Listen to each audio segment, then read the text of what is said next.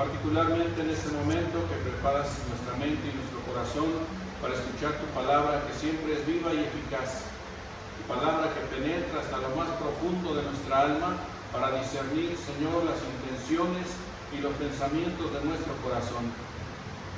Ahora, en boca de nuestro hermano Martín, que expondrá tu palabra, Dios eterno, te rogamos que tu Santo Espíritu sea con él, que tú lo ilumines, de tal manera que lo que hable sea solamente tu consejo, sea solamente, Señor, tu palabra de poder para nosotros. Edifícanos a través de ella. Señor eterno, bendice a nuestro hermano y tómalo como instrumento poderoso en tus manos, para que a través de tu palabra, por boca de él, tu iglesia en este lugar sea edificada y que tú recibas toda la honra y toda la gloria. Padre bueno, en el nombre de Jesucristo, tu Hijo amado, oramos. Amén.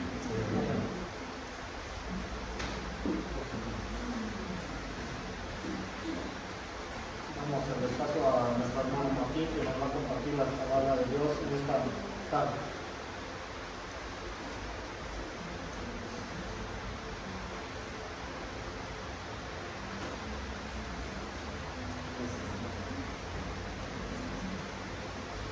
Muchas gracias, hermanos. Buenas tardes ya, como bien dijo nuestro hermano Isidro.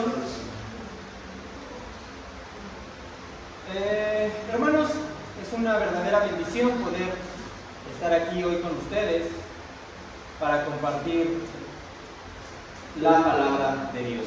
Ahí ya me escucho mejor, ¿verdad? Bueno, hermanos, quiero comenzar recordándoles que este mes nuestro enfoque está en un tema especial, pero si lo vemos más a detalle, muy fundamental para nuestra fe. El tema de este mes para las prédicas es la gracia. Y la semana pasada, para dar inicio en esta serie de predicaciones, Dios nos habló a través de nuestro hermano Luis Omar. Y él nos recordó algo que es esencial para entender nuestro camino con Dios. La salvación no es por obras, sino por gracia. Esta verdad, cuando la escuchamos, puede parecer sencillo, pero tiene un peso inmenso en nuestra vida espiritual. No dependemos de lo que hagamos, ni de cuántas buenas acciones acumulemos para alcanzar el favor de Dios. No se trata de cuánto merecemos, sino de cuánto Él nos ama. Nuestro hermano Luis Omar nos dejó una definición muy clara y hermosa que quiero que tengamos hoy en mente.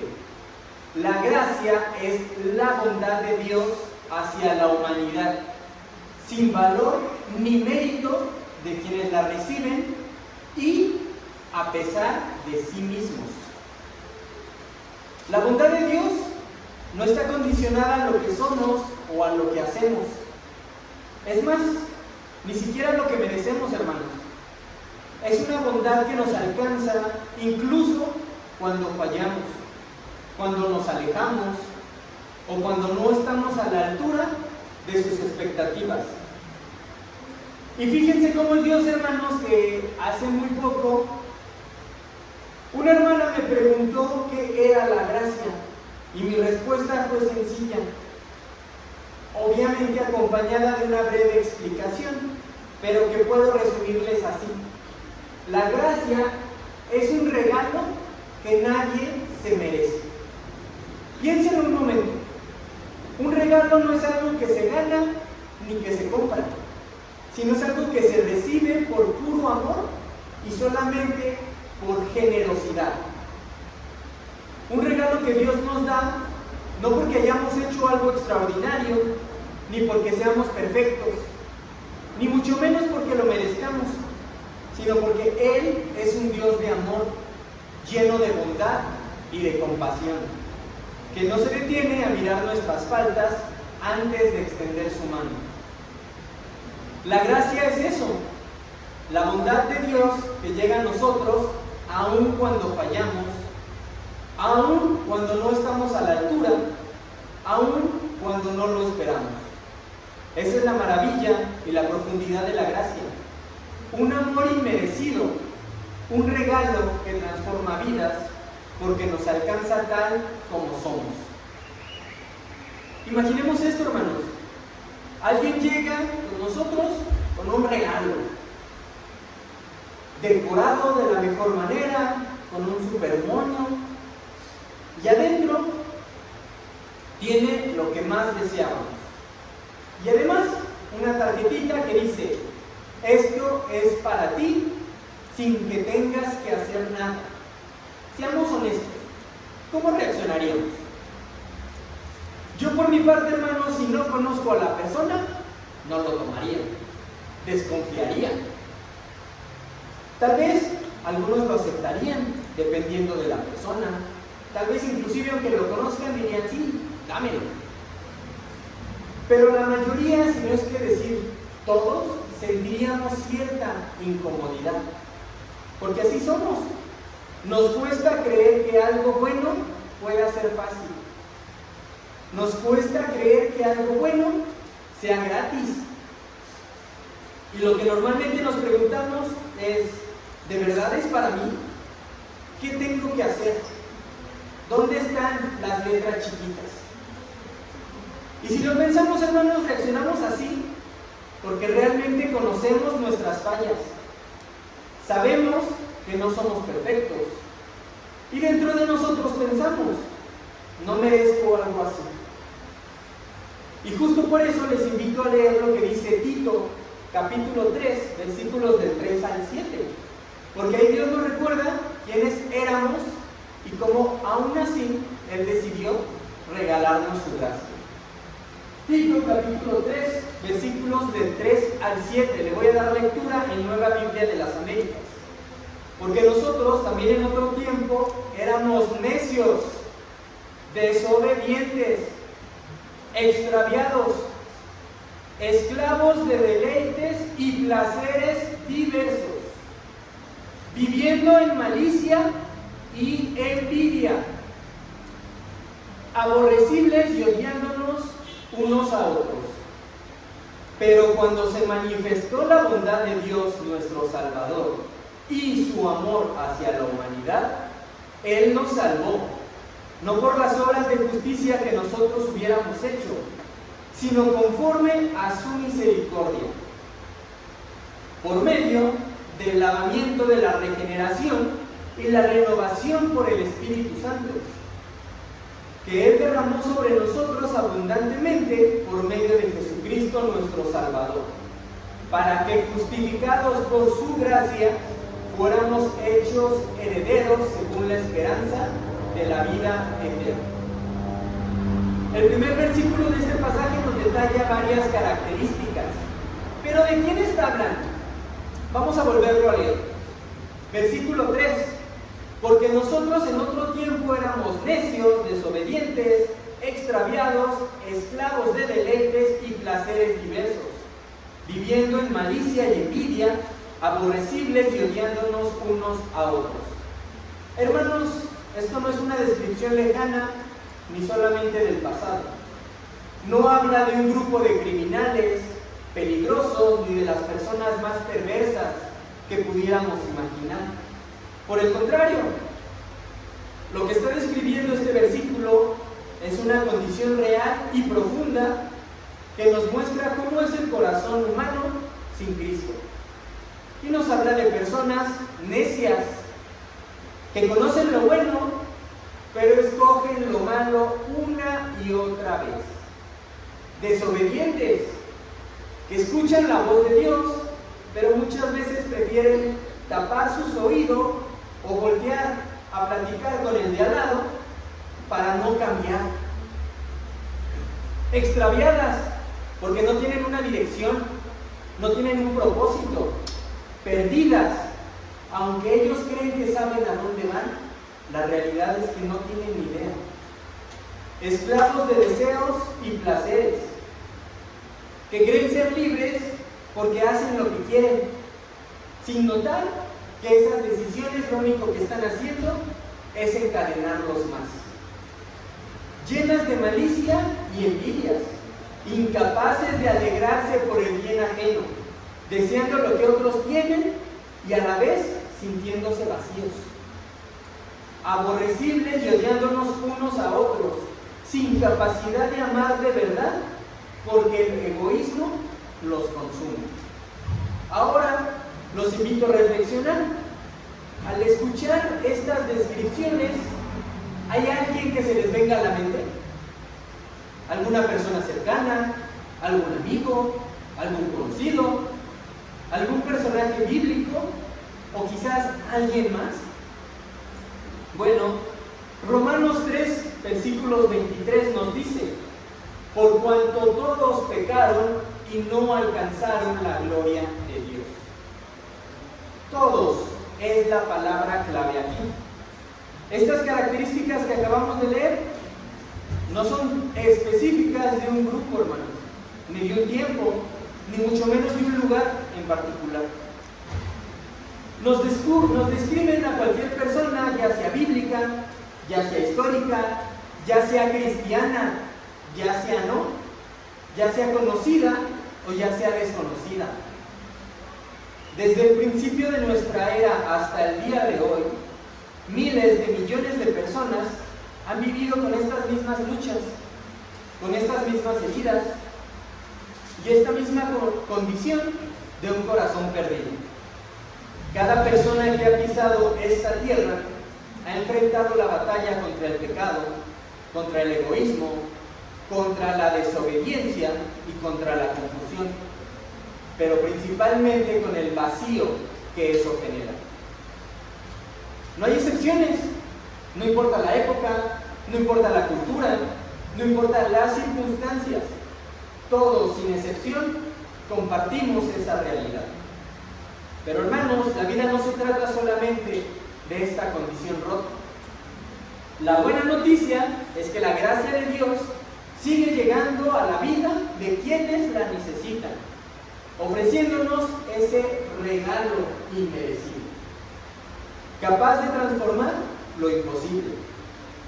Aunque hoy no vamos a tener el tiempo de explorar todas las historias de quienes han recibido esta gracia a lo largo de los siglos, sí podemos aprender mucho de 4 ejemplos concretos, 4 vidas que nos van a ayudar a entender cómo cada una respondió al regalo de la gracia, porque la clave no está solo en que la gracia existe, sino en cómo la recibimos.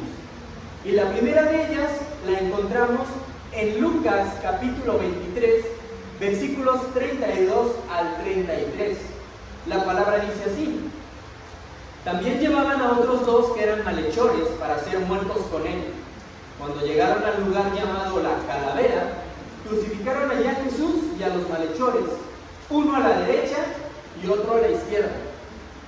La primera vida que vamos a ver el día de hoy es alguien que quizás tuvo muy poco tiempo para decidir, pero que nos dejó una lección profunda.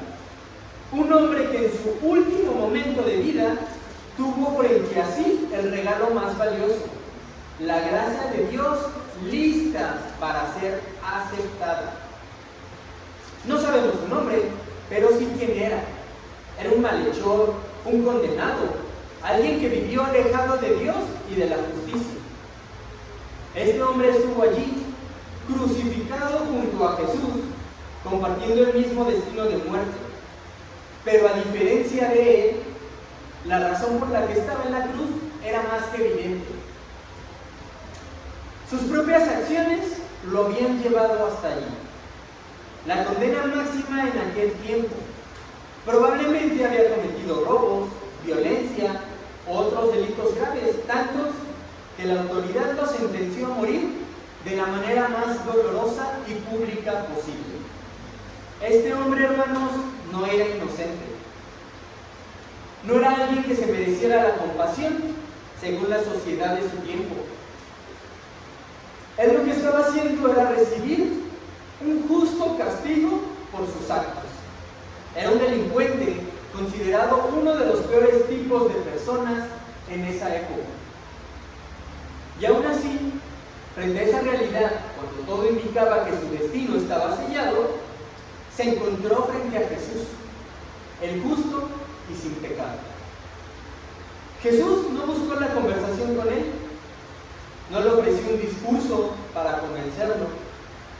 Lo que este hombre sabía de Jesús no era fruto de una amistad, no era porque lo hubiese seguido, sino más bien fue tal vez por los rumores que había escuchado sobre sus milagros, sobre las enseñanzas que transformaban vidas, o tal vez las acusaciones injustas que lo llevaron a esa cruz.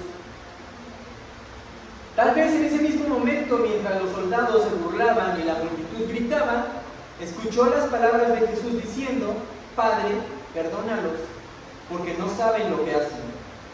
Y esas palabras atravesaron su corazón, porque en ese instante, aún con todo en su contra, reconoció que Jesús no estaba muriendo como un culpable, sino como el Salvador. Lucas 23, versículos del 39 al 43 nos dicen: uno de los malhechores que estaba colgado allí le lanzaba insultos diciendo: ¿no eres tú el Cristo? Sálvate a ti mismo y a nosotros.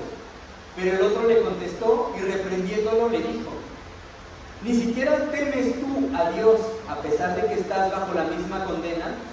Nosotros, a la verdad, justamente porque recibimos lo que merecemos por nuestros hechos. Pero este nada malo ha hecho. Y añadió: Jesús, acuérdate de mí cuando vengas en tu reino. Entonces Jesús le dijo: en verdad te digo, hoy estarás conmigo en el paraíso. Este ladrón no buscó excusas, no intentó justificarse, no reclamó su inocencia. Reconoció tres verdades esenciales: su propia culpa, en nosotros justamente recibimos lo que merecemos. Admitió que su condena era justa, no tenía espacios para ese orgullo ni para vivir en autoengaño. Aceptó la inocencia de Jesús porque dijo: este malo nada ha hecho.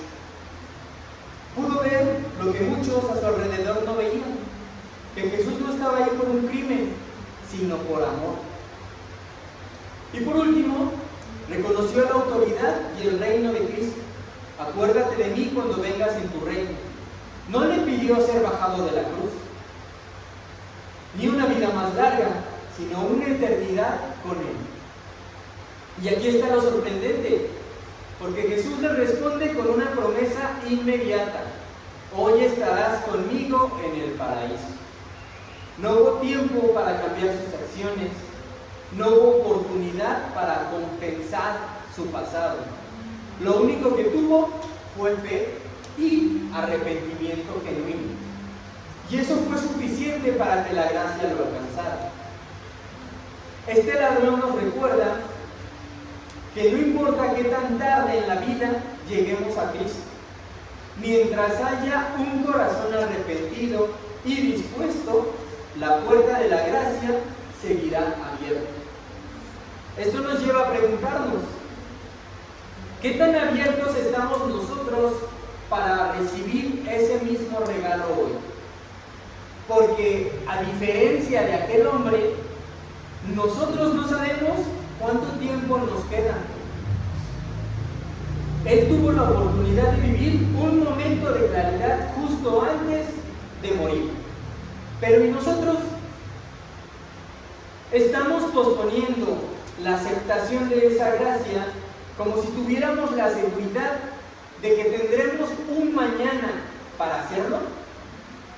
A veces vivimos como si tuviéramos tiempo y decimos frases como: cuando me estabilice, cuando deje este hábito, cuando tenga menos problemas, cuando se me pase este desánimo.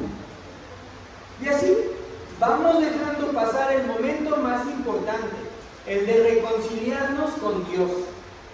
Este hombre no tuvo días, no tuvo semanas, mucho menos tuvo años para enderezar su vida.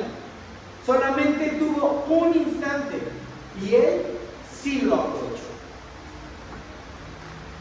Si hoy fuera nuestro último instante, hermanos, ¿qué haríamos?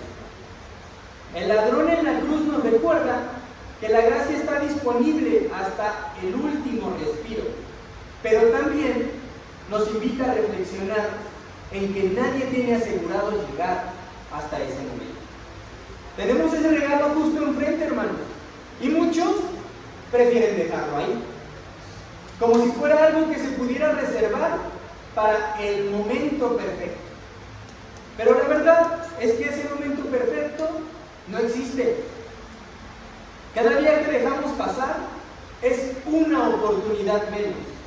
Y cada instante que lo posponemos es un riesgo que asumimos sin garantía alguna. Y no nos confundamos. La gracia de Dios no es un comodín. No es una carta que podemos guardar bajo la manga y usarlo cuando más me convenga. No es una licencia para vivir lejos de Él, pensando en el que en el último momento podemos poner todo a cuentas y que todo va a quedar resuelto. La gracia no se trata de un acuerdo legal para liberarnos del castigo mientras seguimos aferrados al pecado. La gracia es un regalo que, cuando lo aceptamos de verdad, cambia nuestro corazón y nuestra vida. Y si lo que queremos es aprovechar la gracia para seguir pecando, entonces, hermanos, no hemos entendido lo que realmente es. El ladrón en la cruz no vio a Jesús como una salida fácil, lo vio como su única esperanza. Lo reconoció con humildad y con un arrepentimiento genuino. La gracia no es una licencia para vivir como queramos, pensando que al final igual seremos salvos. No funciona así.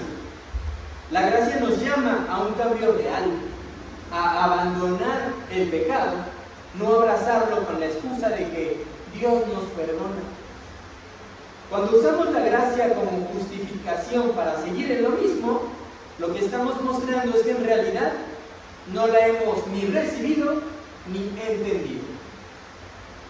El ladrón en la cruz nos enseña eso, que incluso en el último instante un corazón dispuesto puede recibir la gracia de Dios y ser transformado para siempre. Pero también la Biblia nos muestra otro lado de la moneda. Vidas que, a pesar de tener oportunidades, señales y advertencias claras, eligieron endurecer su corazón hasta el final. Vayamos a Éxodo capítulo 5, versículos del 1 al 5. Después Moisés y Aarón fueron y dijeron a Faraón: así dice el Señor, Dios de Israel, deja ir a mi pueblo para que me celebre una fiesta en el desierto. Pero Faraón dijo: ¿quién es el Señor para que yo escuche su voz y deje ir a Israel? No conozco al Señor, y además no dejaré ir a Israel. El Dios de los hebreos nos ha salido al encuentro, contestaron ellos. Déjenos ir, le rogamos el camino de 3 días al desierto para ofrecer sacrificios al Señor nuestro Dios, no sea que venga sobre nosotros con pestilencias o con espada. Pero el rey de Egipto les dijo, Moisés y Aarón, ¿por qué apartan al pueblo de sus trabajos?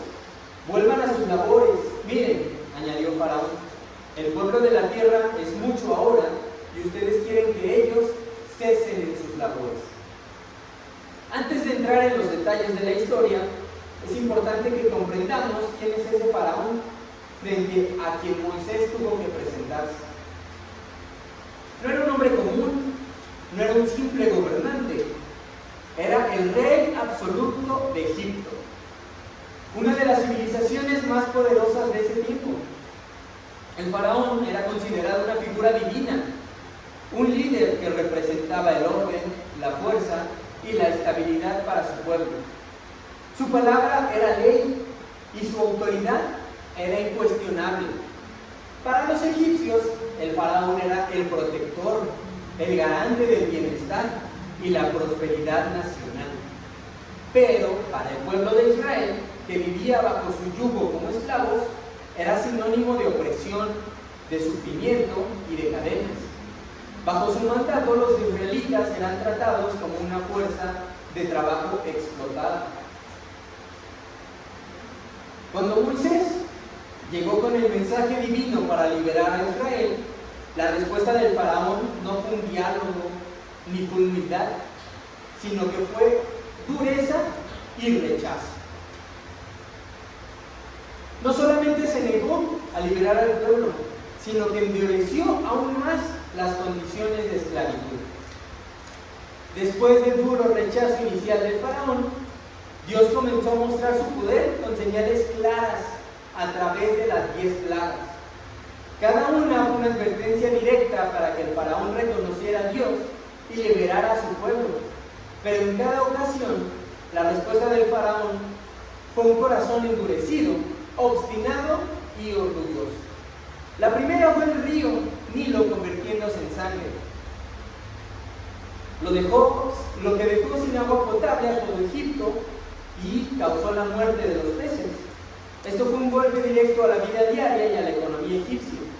Sin embargo, Faraón endureció su corazón y no dejó ir al pueblo. Esto lo leemos en Éxodo 7. Después vinieron las ranas que invadieron casas, camas, cocinas, provocando una gran molestia y caos en todo Egipto. Faraón pidió que se detuviera y prometió liberar a Israel, pero cuando la plaga terminó, volvió a endurecer su corazón. Esto lo vemos en Éxodo 8. La tercera plaga fueron los piojos. El polvo del suelo se convirtió en piojos que infestaron a hombres y animales, causando molestias e incomodidad en todo Egipto. Esta plaga mostró que ni la tierra misma estaba fuera del alcance del juicio de Dios. Y a diferencia de otras ocasiones, Faraón no mostró arrepentimiento ni intentó negociar. Su corazón se endureció más y rechazó la advertencia, que igual lo vemos en Éxodo 8, al igual que también la plaga de las moscas, que causaron sufrimiento generalizando los problemas en Egipto. Faraón aquí suplicó que cesaran y prometió dejar ir al pueblo, pero nuevamente endureció su corazón tras la plaga. Y así podemos continuar con otras 8 o 9 plagas más, hasta llegar a la 10ª, la muerte de los primogénitos. La última y la más devastadora plaga que mató a todos los primogénitos egipcios, incluyendo al hijo del faraón. Solo entonces permitió que Israel saliera libre, aunque de manera dolorosa y tardía. Sin embargo, la historia no terminó ahí. A pesar de haber cedido, su arrepentimiento fue temporal y Faraón volvió a endurecer su corazón y persiguió a los israelitas, negándose a liberar definitivamente a un pueblo que Dios había llamado a salir, que leemos en Éxodo 14. Cada plaga, hermanos, no solamente causaba un daño físico o económico a Egipto, sino que era un desafío directo a los falsos dioses y al mismo poder que representaba el faraón. En una cultura donde él era considerado casi un dios, cada una de estas manifestaciones divinas mostraban claramente quién era el verdadero soberano del universo, el Dios de Israel. Lo impactante es que, a pesar de esta evidencia irrefutable, el corazón de Faraón se mantuvo endurecido. No fue por ignorancia, no fue por falta de señales. Dios le dio múltiples oportunidades para arrepentirse, para reconocer su error y soltar el control, pero él decidió resistir, aferrarse a su orgullo y no ceder. Ahora bien, ¿dónde está la gracia en todo esto? Porque esta historia podría parecer solamente un relato de juicio y de castigo, pero no es así. La gracia de Dios se revela en la paciencia que mostró hacia Faraón y hacia todo Egipto. Aun cuando Faraón repetidamente se negaba a obedecer, Dios no lo cortó el camino de manera inmediata. No lo eliminó sin darle ninguna oportunidad. Cada plaga fue una llamada de atención, una advertencia clara para que se diera cuenta de que su poder era limitado y que necesitaba rendirse ante la autoridad divina.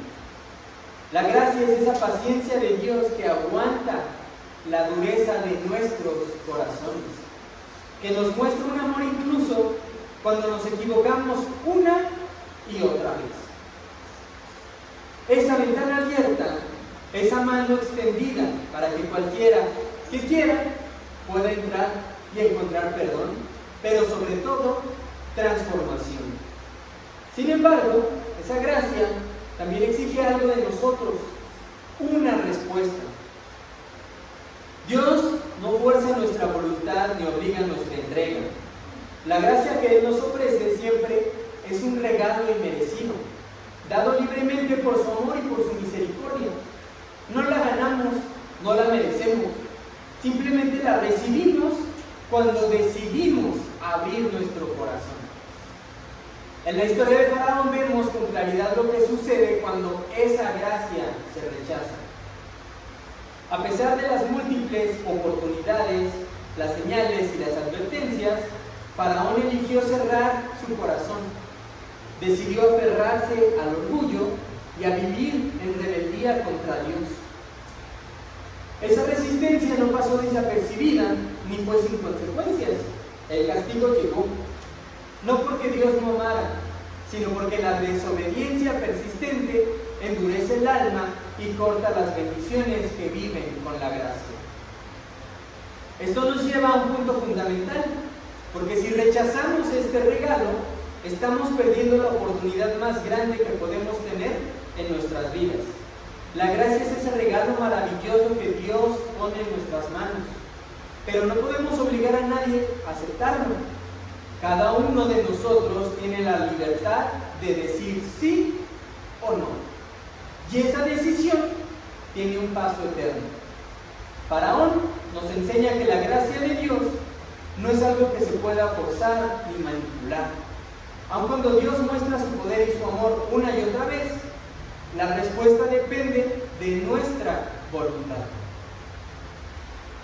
Él nos respeta lo suficiente como para darnos esa libertad de aceptar o rechazar ese regalo, pero también nos muestra las consecuencias de un corazón cerrado y orgulloso. Por eso, hermanos, la historia de Faraón no es un recordatorio del poder de Dios, sino también un llamado urgente a examinar cómo estamos recibiendo ese regalo de gracias en nuestras vidas. ¿Lo aceptamos con humildad y transformación o seguimos endureciendo nuestro corazón?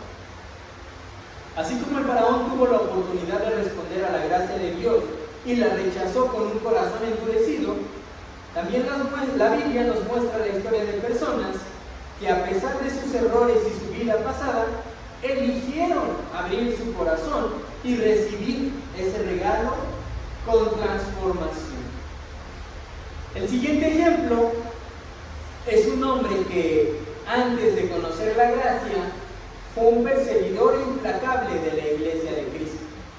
Un hombre de convicciones firmes en contra de Jesús y sus seguidores.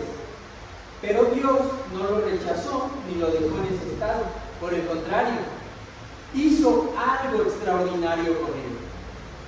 Saulo de Tarso no era simplemente alguien que no creía en Jesús.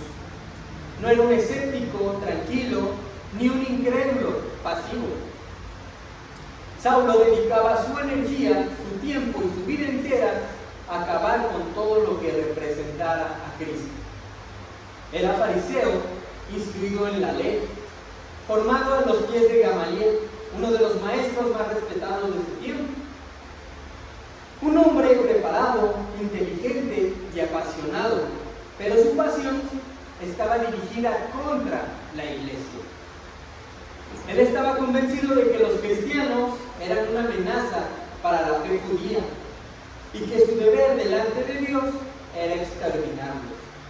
No era indiferencia, era una guerra abierta. La primera vez que la Biblia menciona a Saulo es en Hechos capítulo 7, versículo 58. Echándolo fuera de la ciudad, comenzaron a apedrearlo y los testigos pusieron sus mantos a los pies de un joven llamado Saulo. Justo en el relato de la muerte de Esteban, el primer mártir cristiano. Saulo no aparece lanzando piedras ni gritando insultos. No está en el centro de la acción y, sin embargo, su papel es clave. La Biblia nos lo presenta como un joven que guardaba la ropa de los que apedreaban. Puede sonar como un detalle menor, tal vez casi logístico, pero esto no es así. En esa cultura los mantos eran prendas largas que podían y que de hecho entorpecían los movimientos. Por eso quienes ejecutaban la sentencia se los quitaban para que no les estorbaran y los dejaban en manos de alguien de confianza para cuidarlo. Saulo no solamente estaba presente, sino que tenía la responsabilidad de cuidar esos mantos mientras ellos apedreaban. Esto nos muestra que Saulo no era simplemente un espectador o un joven indiferente. Era un participante activo y comprometido con aquella acción. Estaba respaldando y aprobando la ejecución de Esteban, mostrando su fervor y convicción contra los seguidores de Jesús. Y en lugar de detenerse, aquel día fue un punto de partida para algo aún peor. Hechos capítulo 8 versículos del 1 al 3 nos dicen: y Saulo estaba de completo de acuerdo con ellos en su muerte. En aquel día se desató una gran persecución en contra de la iglesia en Jerusalén, y todos fueron esparcidos por las regiones de Judea y Samaria, excepto los apóstoles. Algunos hombres piadosos sepultaron a Esteban y lloraron a gran voz por él, pero Saulo hacía estragos en la iglesia, entrando de casa en casa y arrastrando a hombres y mujeres, los echaba en la cárcel. Saulo no solamente aprobaba la persecución desde las sombras, sino que se convirtió en el principal motor de esa cacería contra los seguidores de Jesús. No era un perseguidor pasivo, de esos que solamente hablan mal o que critican desde lejos. Saulo iba directo al grano. Entraba de casa en casa, sin miedo, sin duda, buscando a hombres que habían decidido seguir a Cristo. Imagínense la determinación de ese hombre, con una fe férrea en sus creencias. Estaba convencido de que estaba haciendo lo correcto, cumpliendo lo que para él era un deber sagrado. No se detenía ante nada, arrestaba a quien encontraba, lo arrastraba fuera de sus hogares y los entregaba a las autoridades para que fueran encarcelados y castigados. Su celo era tan fuerte que no veía a esos creyentes como personas, sino como enemigos peligrosos que tenían que ser eliminados. Era un perseguidor implacable, decidido a borrar todo rastro de la iglesia que apenas estaban haciendo. En su mente, hermanos, su causa era justa. No se tenía por qué detener a cuestionar el dolor y la destrucción que él estaba provocando, tanto que no se conformaba con limpiar Jerusalén de cristianos.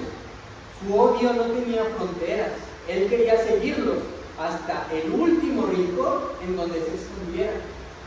Hechos capítulo 9 versículos 1 y 2 nos dice: Saulo, respirando todavía amenazas y muerte contra los discípulos del Señor, fue al sumo sacerdote y le pidió cartas para las sinagogas de Damasco, para que si encontraba alguno que pertenecieran al camino, tanto hombres como mujeres, los pudiera llevar atados a Jerusalén.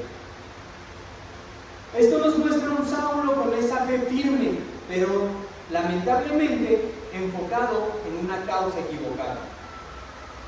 Él creía que estaba haciendo lo correcto y no se detenía a considerar ese daño que causaba. Esa seguridad ciega en sus propias convicciones le daban esa fuerza imparable para seguir y para perseguir a la iglesia sin tener ningún espacio para la duda, ni mucho menos para arrepentimiento. Pero aquí la pregunta que debemos hacernos es: ¿cuántas veces nosotros también estamos así? Y no porque persigamos a los cristianos o porque los amarremos y los arrastremos fuera de su casa, sino porque estamos convencidos y seguros y según nosotros defendiendo nuestras propias ideas como si fueran verdad absoluta, sin darnos cuenta de que podemos estar apartándonos del camino correcto. Muchas veces creemos que nuestras acciones por más duras o por más extremas que sean, tienen el respaldo de Dios. Saulo es un espejo que nos desafía a revisar nuestra propia vida. Porque la seguridad humana, aunque parezca inquebrantable, no siempre coincide con la verdad divina. La historia de Saulo nos muestra lo peligroso que es tener un corazón cerrado, pero sobre todo una mente rígida. Esa mezcla puede destruir vidas y alejar a muchos de la gracia de Dios. Dios lo que busca son corazones abiertos, disposición humilde para dejar que Él nos guíe, incluso cuando eso signifique cuestionar lo que creemos seguro o lo que nos tiene cómodo. Pero la historia de Pablo no se detiene solamente en esta dureza o en esa ceguera. Aunque estaba firme en ese camino y estaba convencido de hacer lo correcto, Dios tenía otros planes. Justo cuando Saulo iba con todo para detener la obra de Cristo, en el camino a Damasco tuvo un encuentro que cambió todo, un encuentro que derribó esas certezas y que lo hizo cuestionar su orgullo, pero sobre todo, hermanos, que transformó su vida por completo. Hechos, continuando en el capítulo 9, pero en el versículo 3 y 9, continúa esta historia. Y mientras viajaba, al acercarse a Damasco, de repente resplandeció a su alrededor una luz del cielo. Al caer a tierra, oyó una voz que le decía: Saulo, Saulo, ¿por qué me persigues? ¿Quién eres, Señor?, preguntó Saulo. Y el Señor respondió: Yo soy Jesús, a quien tú persigues. Levántate, entra en la ciudad y se te dirá lo que debes hacer. Los hombres que iban con él se detuvieron atónitos, oyendo la voz, pero sin ver a nadie. Saulo se levantó del suelo y, aunque sus ojos estaban abiertos, no veían nada, y llevándolo por la mano, lo trajeron a Damasco. Estuvo 3 días sin ver y no comió ni bebió. Saulo, Saulo, ¿por qué me persigues? Saulo, con toda su seguridad y celo, fue confrontado directamente por Jesús. Le preguntó quién era y la respuesta fue clara: Yo soy Jesús, a quien tú persigues. No había dudas, no había excusas. Era un llamado a detener su ceguera, abrir los ojos, aunque por 3 días su vista física fallara. Esos 3 días sin ver, sin comer, sin beber, fueron un tiempo de confrontación interna, de silencio, en donde Saulo tuvo que enfrentarse a sí mismo y a lo que realmente estaba haciendo. Dios no solamente lo detuvo físicamente, sino que empezó a trabajar en su interior. Este encuentro no fue un mero evento milagroso, sino fue el comienzo de una transformación radical. Saulo dejó atrás su dureza y su orgullo para convertirse en alguien que daría su vida por aquel que antes perseguía. A tal punto que dejó su nombre atrás. Saulo dejó de ser el perseguidor para convertirse en Pablo. Este cambio no solamente fue cuestión de palabras, sino de identidad y de misión. En la cultura de aquella época, hermanos, el nombre de una persona tenía un peso profundo. No solamente era una etiqueta, sino que reflejaba la identidad, reflejaba su historia y su propósito en la vida. Cambiar de nombre significaba empezar de nuevo, marcar un antes y un después. Saulo era un nombre de origen judío muy común entre los fariseos, que representaba su vida y sus convicciones firmes en la ley y en la tradición. Pero al encontrarse con Cristo y experimentar esa transformación radical, comenzó a ser conocido como Pablo, un nombre de origen romano que significa pequeño o humilde. Este cambio reflejaba la nueva humildad y la nueva misión que Dios le había dado: ser un apóstol para los gentiles, llevando el mensaje de la gracia y la salvación a todas las naciones. La Biblia, hermanos, no explica ni registra explícitamente un momento exacto en que Saulo dejó de llamarse así para pasar a ser conocido como Pablo. No hay un pasaje en donde Dios le imponga ese nombre de manera directa, como sí ocurrió en otros casos, como el de Abraham o como el de Pedro. Para nuestra vida, este paso nos desafía a hacer exactamente eso mismo. Reconocer que el cambio verdadero no es solamente una palabra o una etiqueta, sino una transformación de nuestro corazón. Es decidir con libertad y con humildad y dejar atrás lo viejo para abrazar lo nuevo que Dios nos está ofreciendo. Porque solamente así podremos cumplir el propósito que Él tiene para cada uno de nosotros. Pablo no solamente cambió su nombre, sino que se despojó de su antigua vida, de sus prejuicios y de su ceguera espiritual. Aceptó la nueva identidad que Dios le daba y desde ahí comenzó a transformar vidas con la misma pasión que antes se usaba para perseguir a la iglesia. Pablo escogió dejar atrás su nombre anterior porque su vida ya no era la misma. Dejó el orgullo y la ceguera para vivir en obediencia y en amor. Esa transformación radical que vivió Pablo nos enseña algo vital sobre cómo debemos de tomar ese regalo inmerecido que Dios nos ofrece.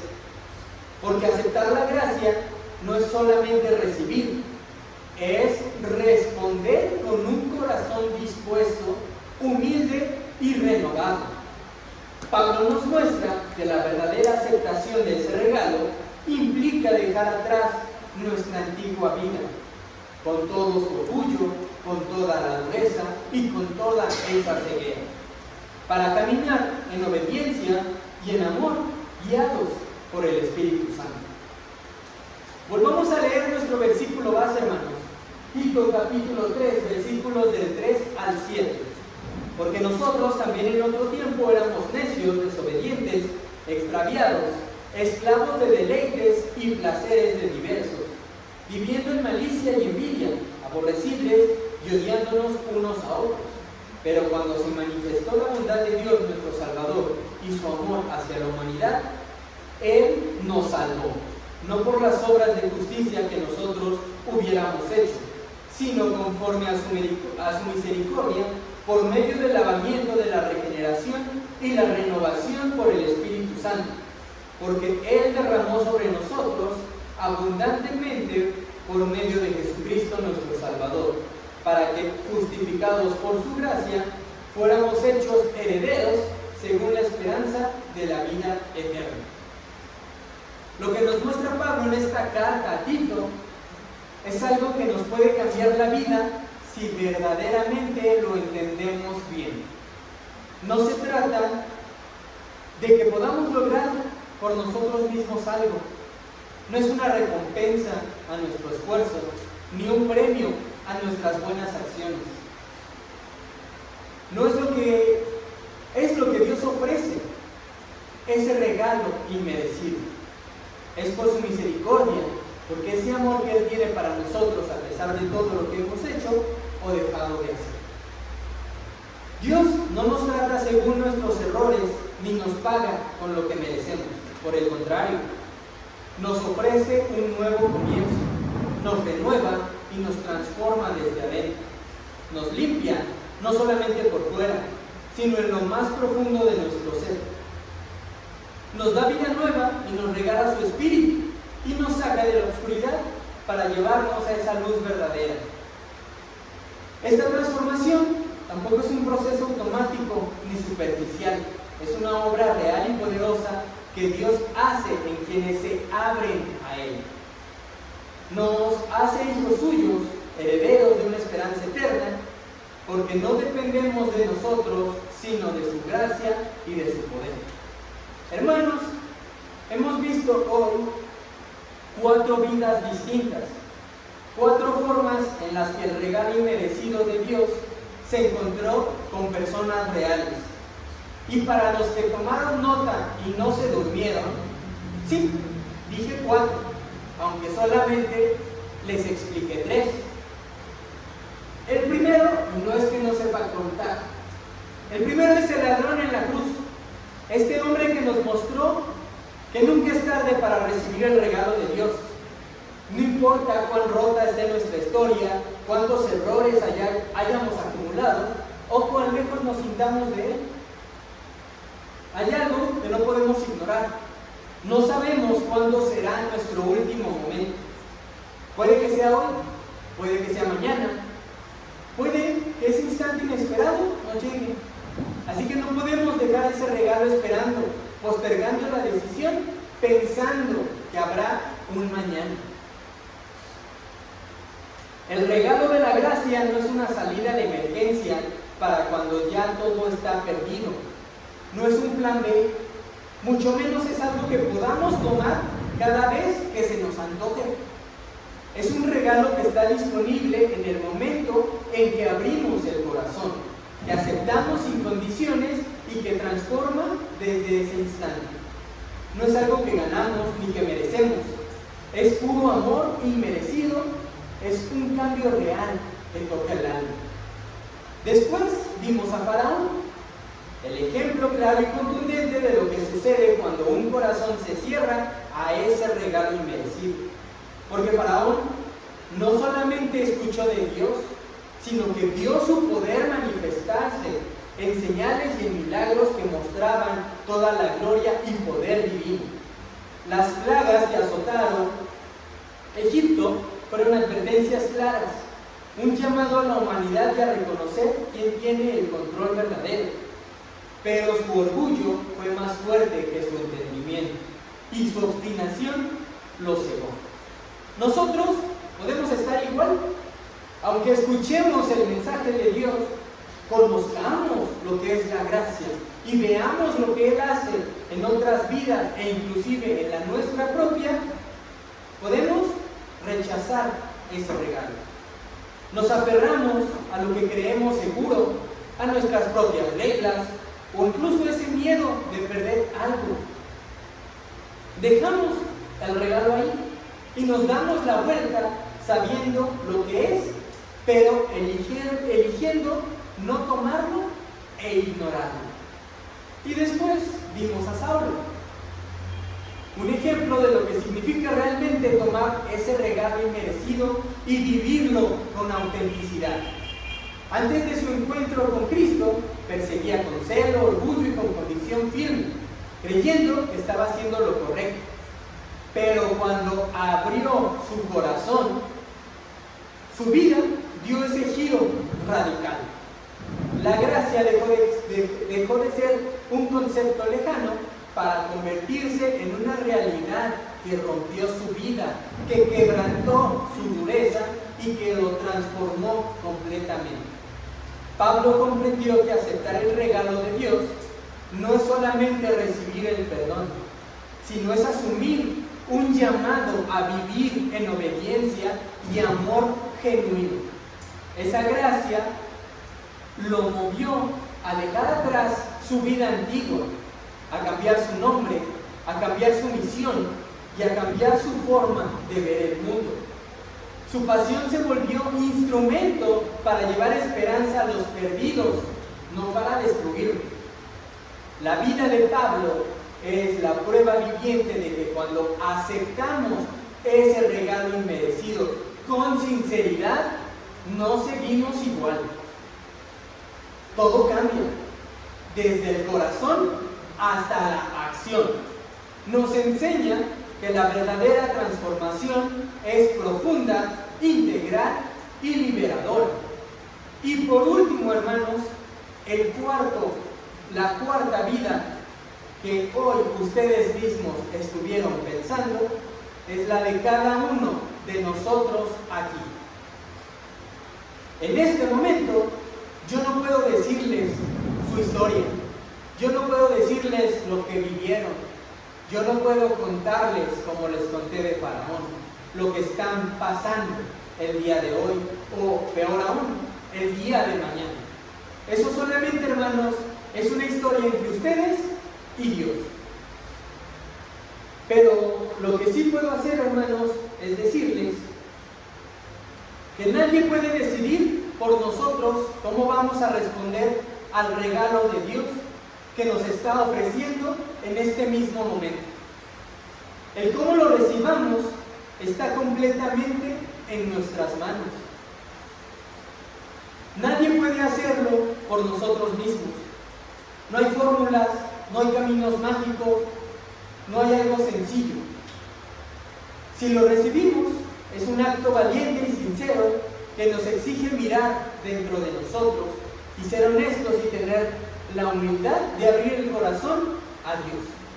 Entonces, hay que preguntarnos con sinceridad el día de hoy: ¿vamos a esperar pensando que aún no es nuestro momento y pretender ser como el ladrón que sabía cuándo iba a ser su última hora? ¿Vamos a ser como el faraón que cerró su corazón a pesar de haber visto la mano poderosa de Dios obrando? ¿O seremos como Saulo, que dejó todo atrás para vivir en obediencia y amor, transformados por la gracia? La cuarta vida, la que está en juego, es la nuestra. La decisión es ahora, aquí, y es solamente nuestra. Pensemos bien, hermanos, porque este regalo, este encuentro con Dios, no es cualquier cosa, es una vida nueva. Y nosotros decidimos si ese regalo inmerecido lo ignoramos, lo posponemos o lo aceptamos de corazón. Porque una cosa, hermanos, es segura: la gracia está, pero nosotros decidimos cómo la tomamos. Un cambio real, una vida nueva y una esperanza verdadera, solamente la aceptamos nosotros recibiendo ese regalo inmerecido de parte de Dios. Dios les bendiga, hermanos.